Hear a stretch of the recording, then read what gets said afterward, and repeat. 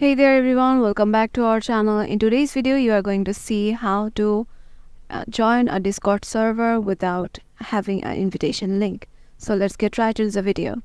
Once you are in your Discord in your web browser, head over to the plus section and here you can go to join a server.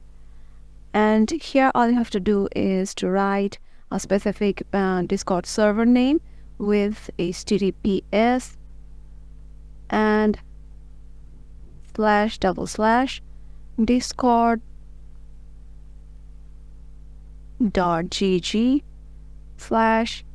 and a specific server name. Suppose it is cheese, and if you want to join, you can click on join server, and as I don't want to join now, I'm clicking on back. And yeah, that's it. This is how you can join your Discord server without any invitation link.